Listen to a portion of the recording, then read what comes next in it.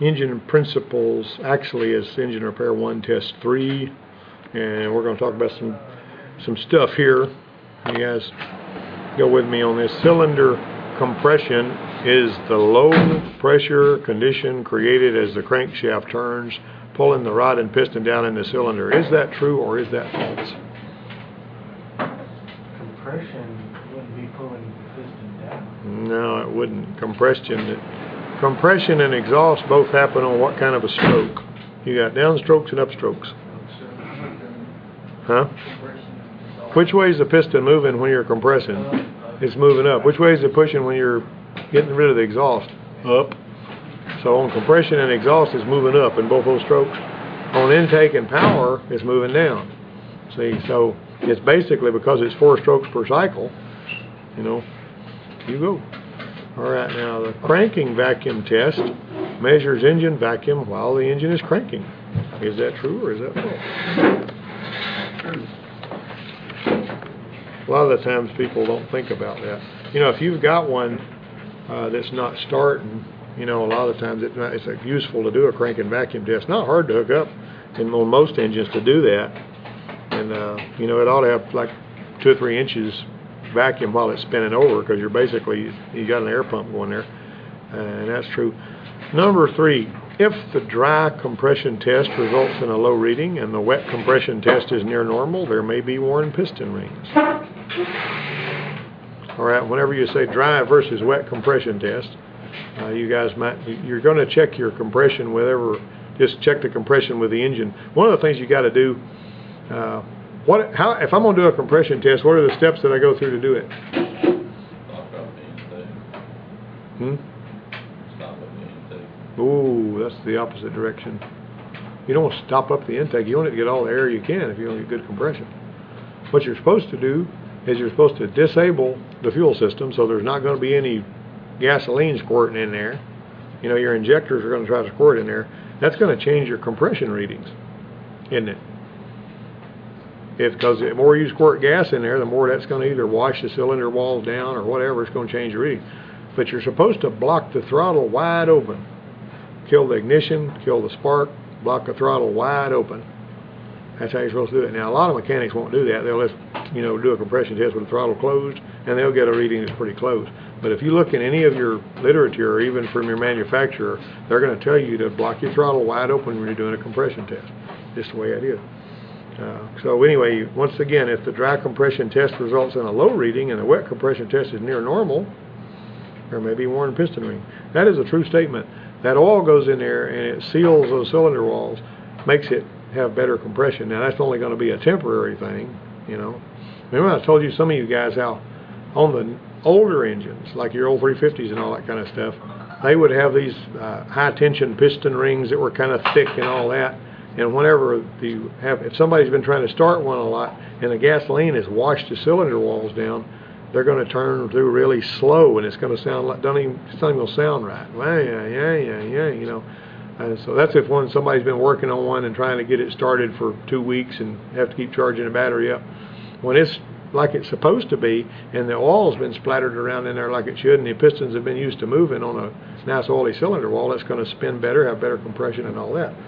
But the newer engines, and I'm talking about the engines that came out in the late 90s and after that, have got skinny piston rings that's got low tension, so that they're supposed to last longer, and it gives you better gas mileage. There's less resistance to the piston going up and down the cylinder.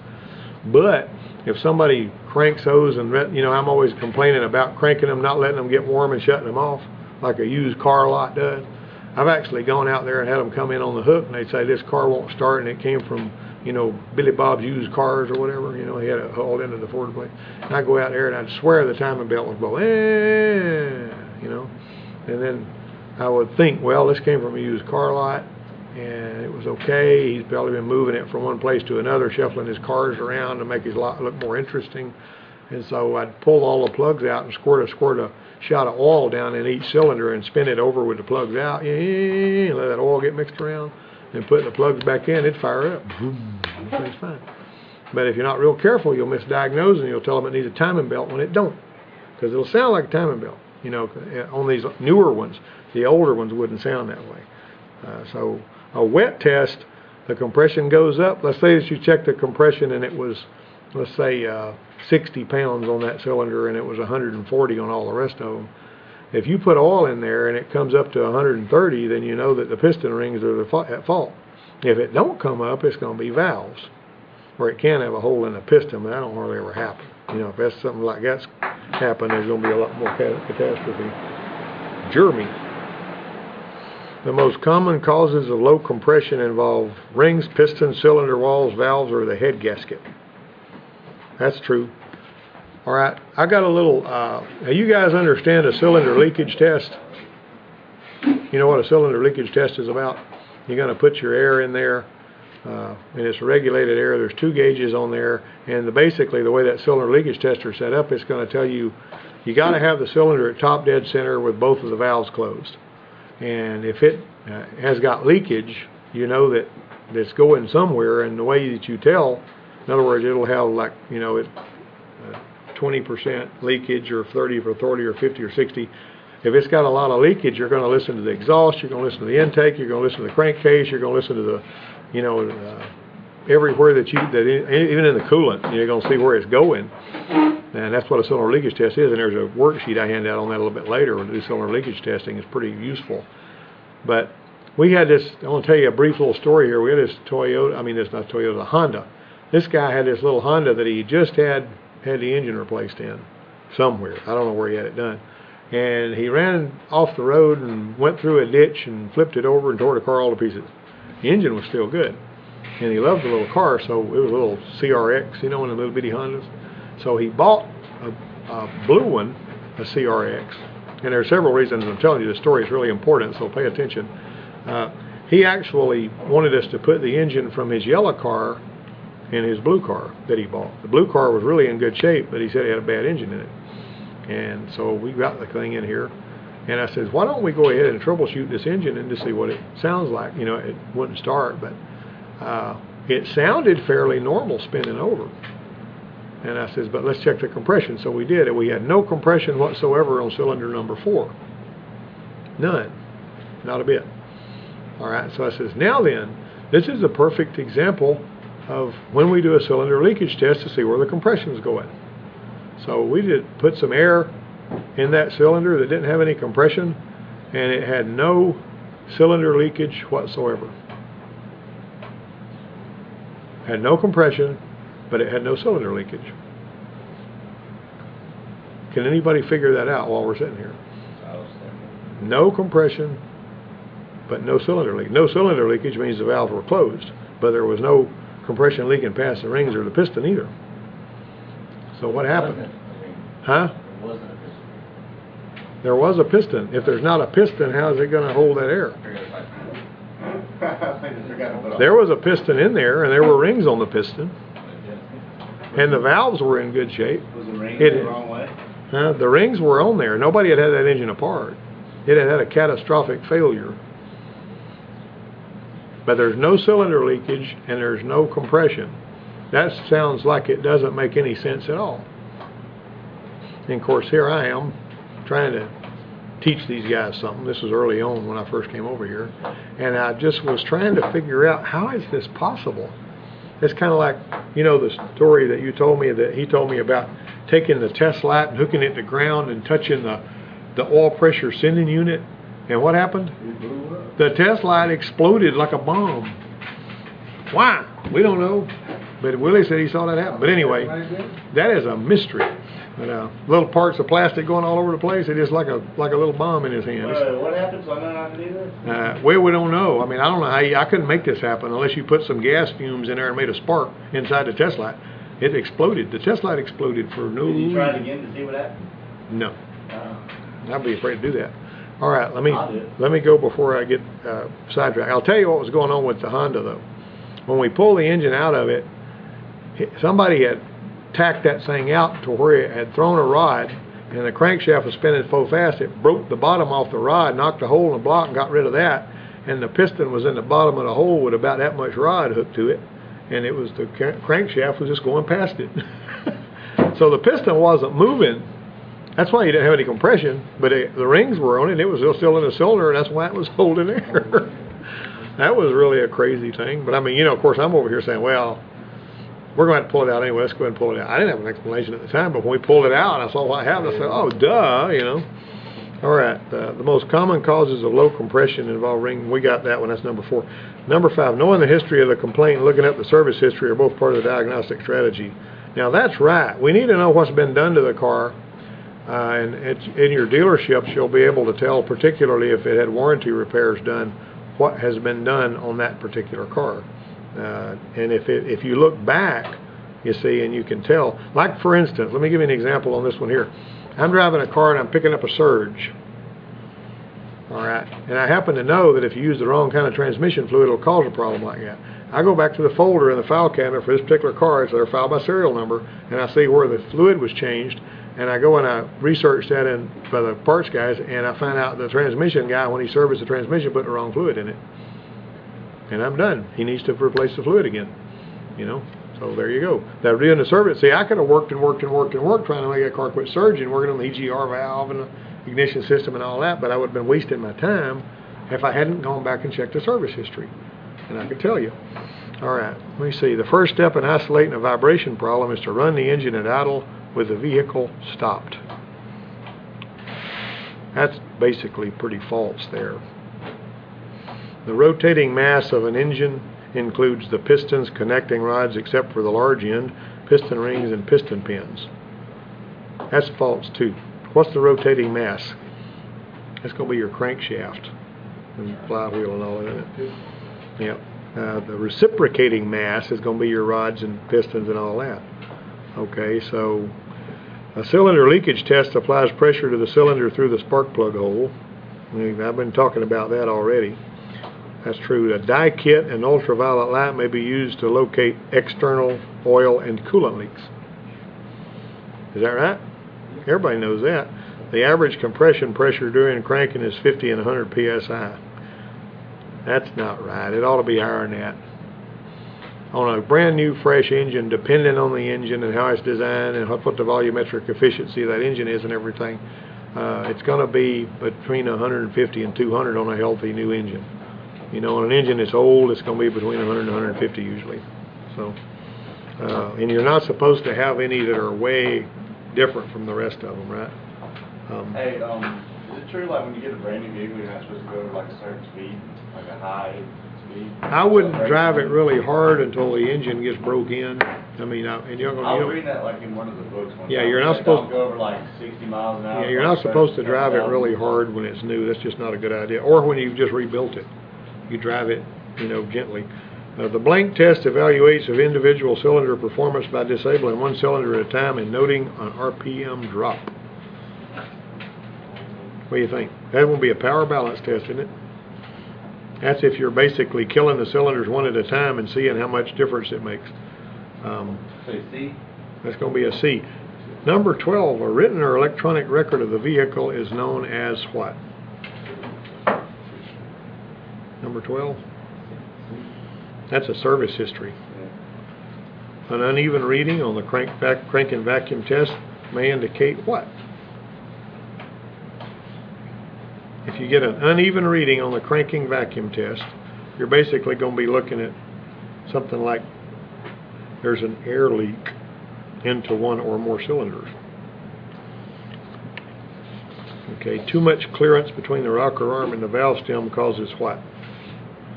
What do you think, guys? It's not going to cause piston slap. That was a dumb answer. It's not going to cause connecting rod noises. It's not going to cause crankshaft knock. You can figure that one out, guys. Valvetrain noises. Come on. That's a B, isn't it? Okay, number 15, the presence of blank under the vehicle does not indicate an external engine leak. Transmission oil and axle lubricants. All right, did I give you guys a vocabulary match session on that? Okay. All right, what is it that produces a light knocking or pounding sound noticeable when the engine speed is constant? How about a connecting rod bearing noise? And finally, 17, another term for manifold absolute pressure test. Engine vacuum test, because engine vacuum is basically manifold absolute pressure. Number 18, what measures engine temperatures? A pyrometer. How many of you guys have heard of a pyrometer? What's the root word for pyrometer? Pyro, yeah. All right, pyro, something's burning. 19, produces a muffled, hollow, knocking noise that is louder when the engine is cold. That's going to be piston slap. Got me?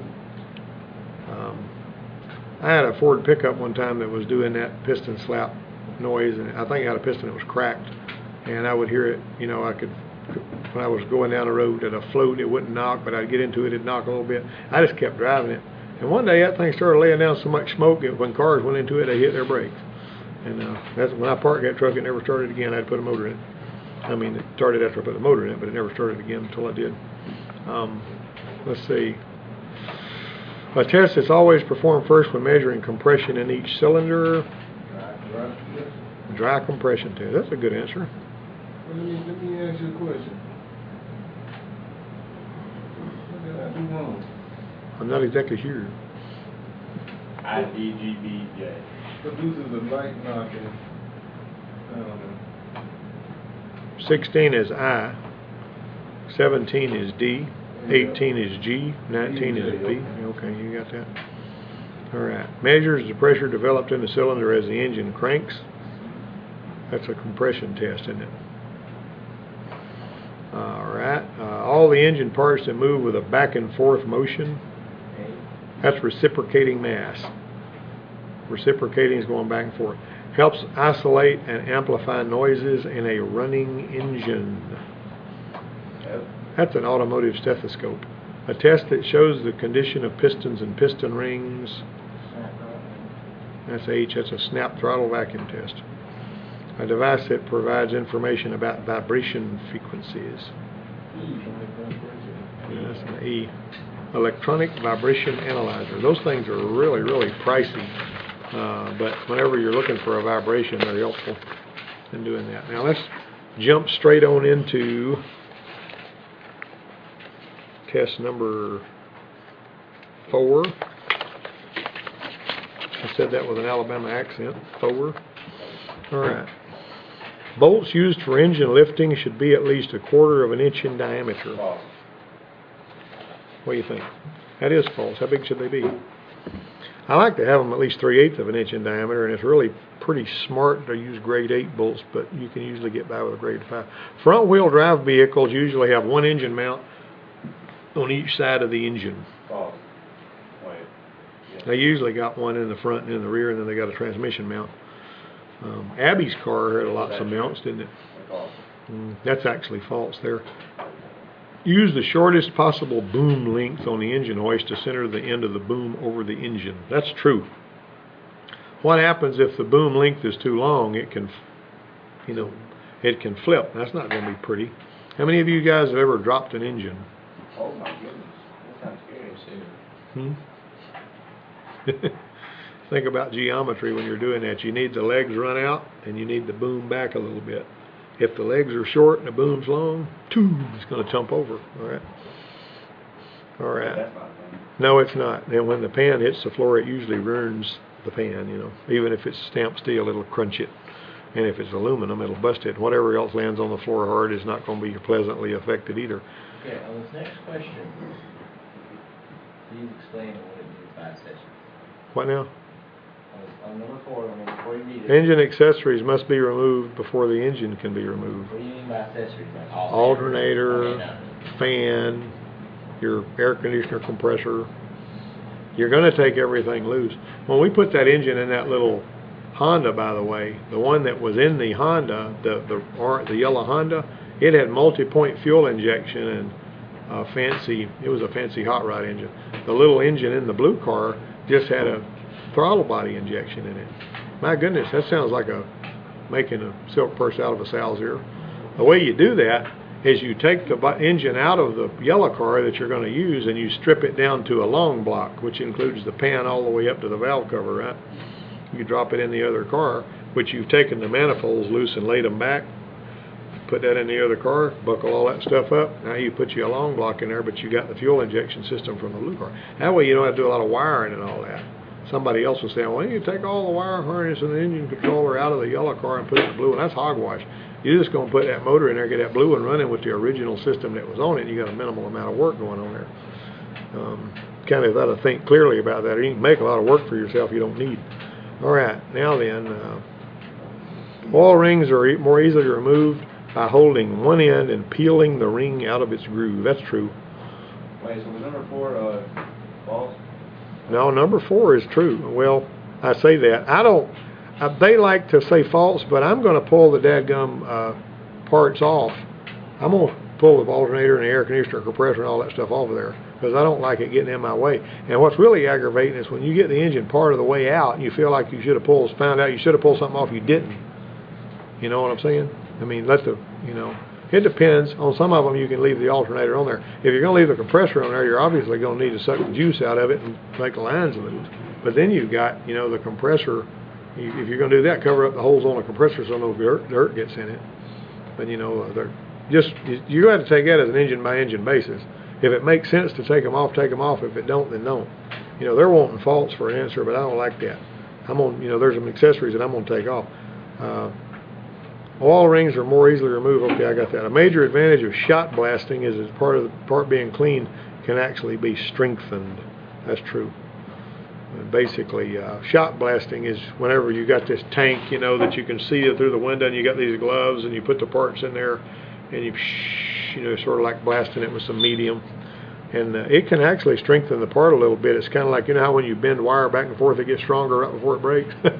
So if you're beating it with them little beads, it has a tendency to make it a little stronger. It kind of tempers it a bit, Abrasive cleaning may be used to clean engine blocks or intake manifold as well as certain cylinder heads. They don't ever use abrasive cleaning on that, I mean, you're not going to really, I'm not going to do any kind of sand blasting or nothing like that, for something like that. An abrasive cleaning would be like you're using a, howdy, I'm in the middle of a lecture right now, so I'll need to talk to you when I'm done in here. Okay. All right. Hey. Come back at 1. Come back at 1 o'clock, okay? Well, I got a feller to pick me up. Okay, well, I'll have to get her to make, I understand what you got going, though. Leave the key on my desk, and I'll get Rebecca to make a ticket on it. Okay, I left the key in it. Okay, that works. And I appreciate that. Y'all done good. All right, well. It's been running like a top, and that seal went out on the front of that transmission. Yeah, well, we'll see if we can. I've got a bunch of guys in here that would love to do that job, so we'll make it happen. Thank you, sir. Yeah, all right. That's a pump seal. Some of you guys that are really challenged will have to work on that one. Okay. To remove the 2 small keepers from the valve stem, a valve spring compressor is used. That's obviously true. Number 9, however, loosen and remove the head bolts in the same order as the bolt tightening sequence as given in the vehicle service information. Now, some of these questions, I don't understand why they say what they do. Typically, on most heads, you can pull them out in any order you want to, but there's some of them will tell you, like on some of your manifolds, they want you to take the bolts out in the same sequence that you put them in. If you don't, you're liable to have trouble and all that. All right.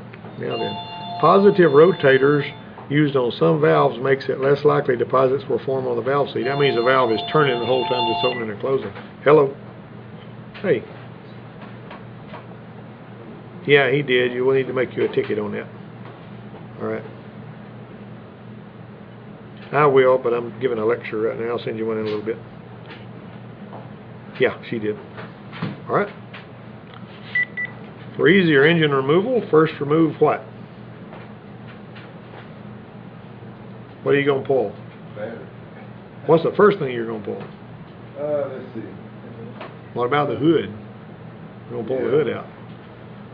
Now the people, the smart folks, depending on the vehicle, a lot of times will pull the transmission and then pull the engine. We talked about that before. Pull the transmission, just get it out of there and clean it up and everything. Put seals in it, and then you can pull your engine out and you set the engine back on those mounts, hook all your wires up, and stab your transmission in. It's fairly easy.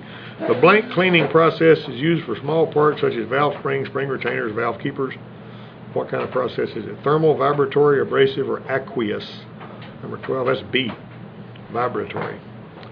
Basically, you put it in a tank, it buzzes. Blank cleaning is used to clean pistons, valves, and connecting rods. 13. All right, there's your abrasive cleaner. You know, basically, whenever you're cleaning your pistons, you got to get that stuff off of them that's on them. So you do what you have to do with a wire brush or whatever you need to do. The following components must be reinstalled in their original position.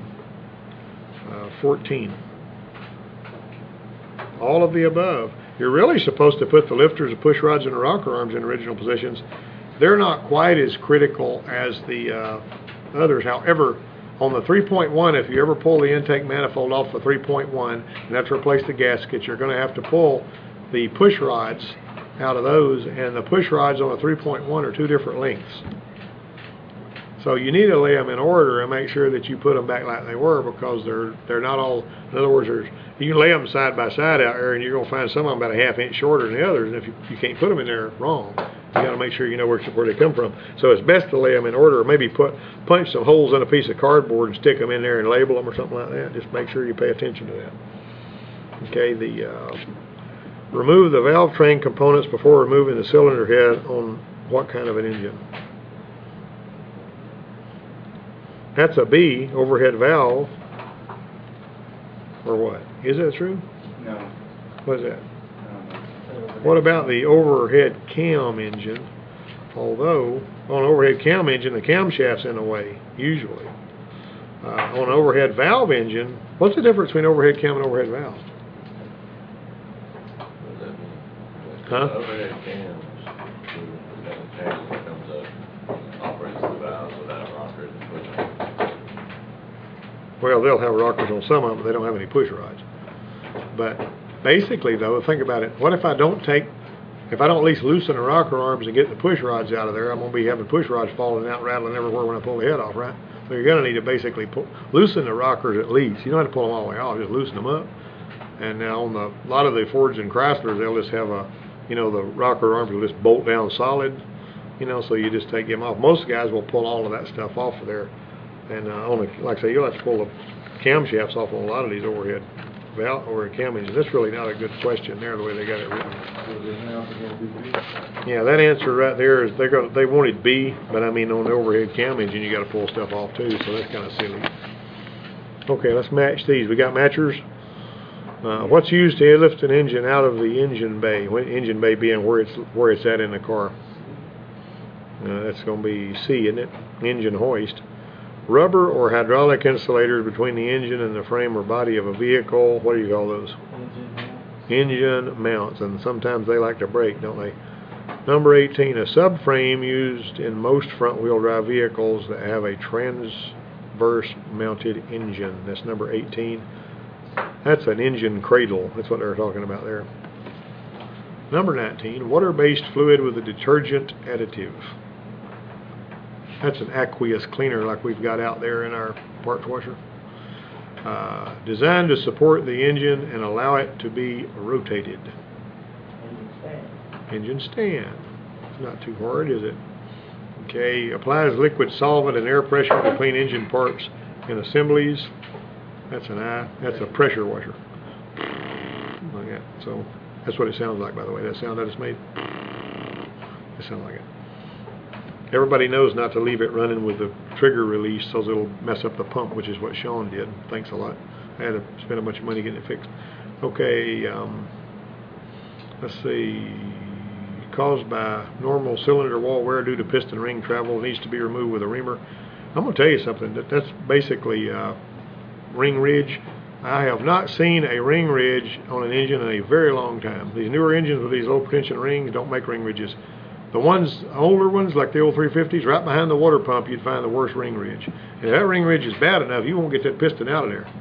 You mean, whenever you try to knock it out of there, that ring will get hung up against that ridge on some of the older engines. That's just something that's not even there anymore much, though. Don't hardly ever see them. Involves the use of machines called tumblers. 23. That's vibratory cleaning. Okay. Number 24, also called glass bead blasting. That's abrasive cleaning. And number 25, also called oven cleaning. D. Thermal cleaning. Now, how in the world does that work? How does a self-cleaning oven work? It goes up to like 500 or 600 degrees, and when you open that thing up, it looks like a brand new oven on the inside. What was number 10 on that one? There was a doggone engine that we had that we rebuilt. We don't hardly ever do an engine rebuild around here because there's not any warranty on anything we do here at the school. But this particular, warranties. If you miss somebody's stuff, I'm gonna be like, oops. well, we try to make it right. But what I was going to tell you was, this guy had this motor in his pickup truck, and he said, he came to me and he says, my truck lost oil pressure. I took it to a shop. They put a crankshaft and some bearings in it and charged me $1,700. And I drove it about 7,000 or 8,000 miles, and it lost oil pressure again. And I took it back to that shop, and they said, we ain't working on it anymore, get out of here. And so I took it to another shop, and they said, well, they did a bunch of stuff wrong. So they put another crankshaft in it, and they charged me $1,500. And so he says, and now another 6,000 or 7,000 miles has gone by, and we've lost oil pressure again. And he says, so can y'all want to work on this? And I said, yeah, well, I suppose we can. So anyway, we put a crankshaft kit in it, which comes with a crankshaft and bearings, and we also put camshaft bearings in it. Of course, the cam bearings are really important, and we put an oil pump on it. And he drove it 4,000 miles without any problems, and then suddenly, without warning, the crankshaft broke, half in two. Boom.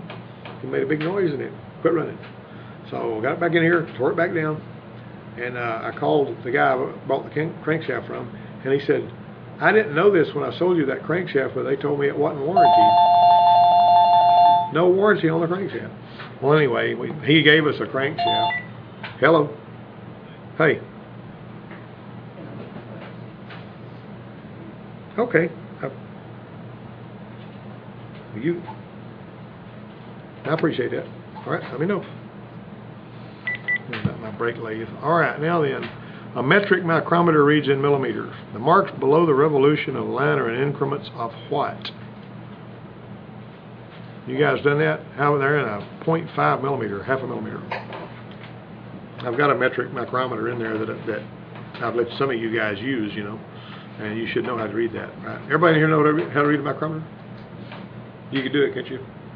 What if your life depended on it? You can read a micrometer, couldn't you? You can do it, can't you? You can read a mic, can't you? As long as my life is You have, haven't you? Have you read one? Yeah, you need to practice that every time you get a chance. Sometimes when you're standing around twiddling your thumb saying, I don't know what to do, go grab a mic and start measuring some things. Make sure that you're good at it. You know, you got to burn that in, okay? Pressure testing, dye penetrant inspection, and magnetic particle inspection are several ways to check for what? Cracks in the cylinder head. Let me ask you about this. If I've got a cast iron cylinder head, and I want to see if it's got a crack maybe that I can't see, and I sprinkle some iron filings on it and hit it with a real heavy magnet, those iron filings are going to line up along the sides of that crack. Magnaflux there. Okay, so number 13, camshaft. The camshaft bearings, valve lifters, push rods, rocker arms, and rocker shafts are all components of what? Hey, wait, no.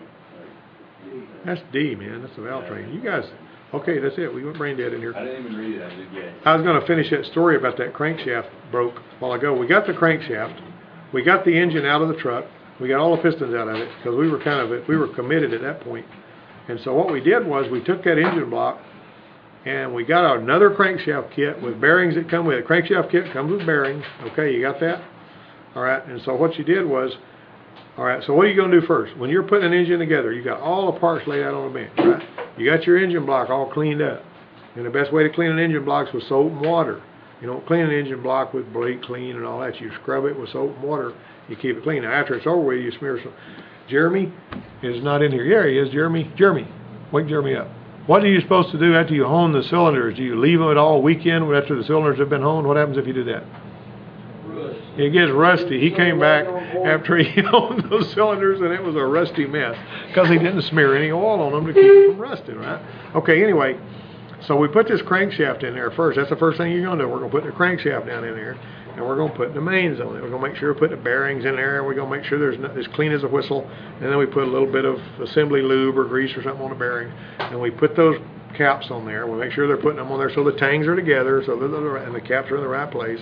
And we buckle those suckers down, and this thing locks up. Crankshaft won't turn. You can't turn it. But you take it back out, make sure everything's right. Pull the crankshaft back out, and you lay a straight edge, and you put feeler gauge, you know, here, there. I mean, the other straight edge along the where all the bearings go. We couldn't find anything wrong there, but it was obvious that when that crankshaft broke, it distorted that block just a little bit, so that it was no longer straight. And when you buckle that thing down, the crankshaft didn't have something smooth to turn in. So I had to take that block to the machine shop and get them to line bore it. And what they do there is they grind a little bit off of the mains so that they're, you know, got an egg-shaped hole slightly, and then they run a line boring machine through there to make sure that it's pretty and straight. And after that, when we put the crankshaft in there and we buckled it down, you could just about slap it and it would spin real smooth. And you know, we put that thing together and we put new cam bearings in it this time, all that stuff, and he's still driving that truck. Now, he never had any more loss of oil pressure or nothing. I don't know what the other shops didn't do that caused him to lose oil pressure later, but there was something that they missed. I don't know what they missed. It's hard to say. Proof's in the pudding, though. If you did it right, it's going to keep running, ain't it? If you didn't, he's going to have more trouble later. It's just all there is to it. Let me see. Engine block must be inspected for all of the following except what? Flywheel, flange, and pilot. That's not part of the block, is it? Okay. 14 is actually C. All right. Now 15. The measuring instrument used to measure a cylinder bore, crankshaft, main bore, or the large end of a connecting rod is what? A dial bore gauge. Once again, I got one of those over there in this semester. There is a it may be an engine repair too, but I was thinking in this semester there's a worksheet I give you on that. I'm going to expose you to it anyway. Number 16. What is used to measure the inside or outside linear dimensions? Micrometer, guys. That's not complicated. Okay. Number 17. A measuring instrument that uses a spring-loaded plunger, a swing needle gauge to display the measurement value is what? A dial indicator. I've shown you guys this dial indicator here before. This particular dial indicator here is a digital dial indicator, and unless you're actually measuring backlash or something, it's pretty much worthless.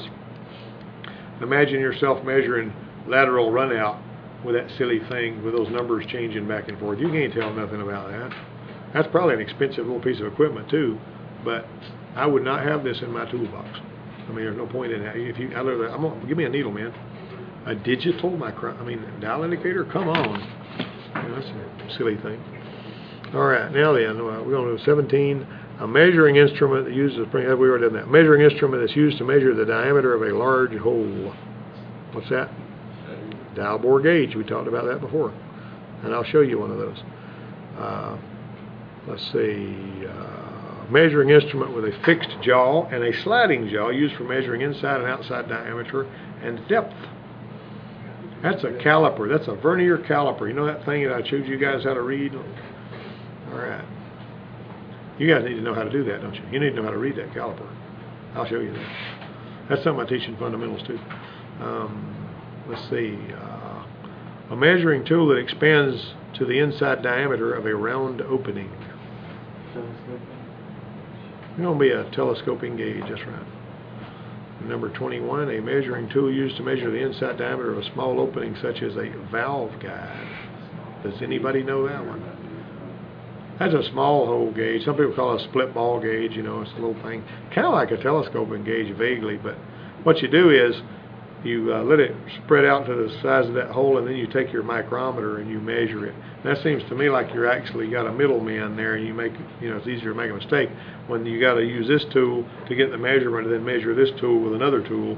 That just never really has seemed to me like a good way to do that. If there's any way you can do it with one tool, there are fewer middlemen involved.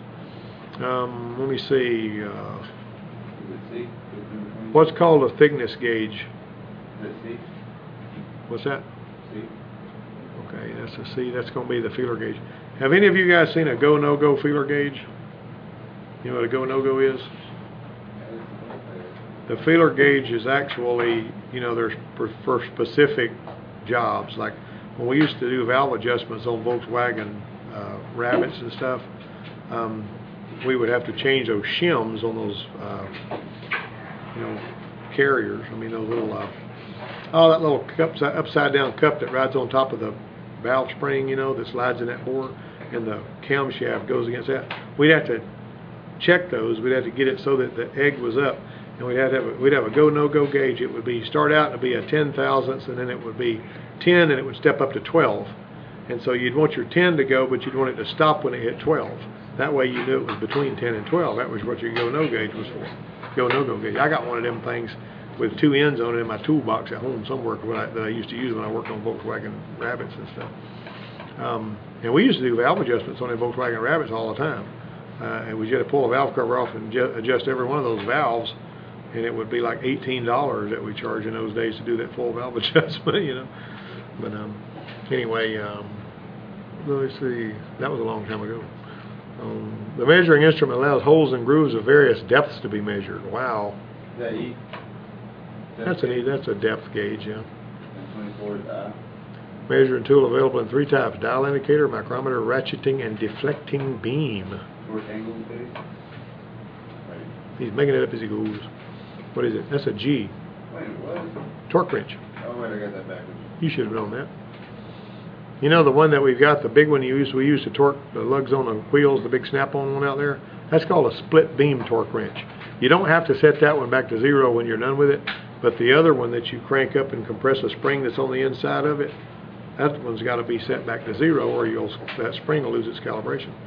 Number 25, a measuring tool that indicates the number of degrees a bolt has been turned, has a torque angle gauge. That's important when you're using torque to yield bolts, because you're supposed to torque them to a certain torque and then go a certain number of degrees and another certain number of degrees. And that's been around for a long time. If you're using aluminum cylinder heads, you'll typically have torque to yield bolts.